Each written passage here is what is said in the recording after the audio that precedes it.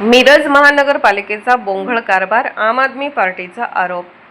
सांगली मिरज कुपवाड शहर महानगरपालिकेच्या मिरज येथील कारभारावर गंभीर प्रश्नचिन्ह निर्माण झाले असून नागरिकांमधून तीव्र नाराजी व्यक्त केली जात आहे। नगररचना विभागासह अनेक महत्त्वाच्या विभागांमध्ये अधिकारी नियमितपणे उपस्थित राहत नसल्याचा आरोप आम आदमी पार्टीचे सहसचिव वसीम मुल्ला यांनी केला आहे। मिळालेल्या माहितीनुसार नगररचना विभागाचा सन 2002 पासूनचा ऑनलाईन डेटा करप्ट झाल्याची बाब समोर आली आहे।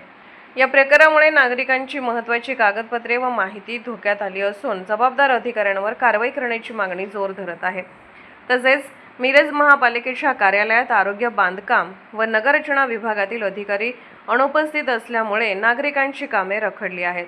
बहुतांश अधिकारी सांगली येथे बसून कामकाज करत असल्याने मिरज कार्यालयात केवळ कर वसुलीचे काम सुरू असल्याचे चित्र आहे।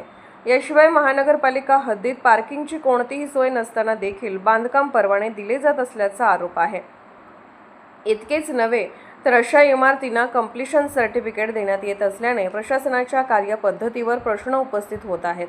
दरम्यान शासनाच्या परिपत्रकांचे उल्लंघन करून कामकाज सुरू असल्याचा आरोपही नागरिकांनी केला असून या सर्व प्रकरणाची सखोल चौकशी करून संबंधित अधिकाऱ्यांवर कठोर कारवाई करण्याची मागणी यावेळी आम आदमी पार्टीकडून करण्यात आली।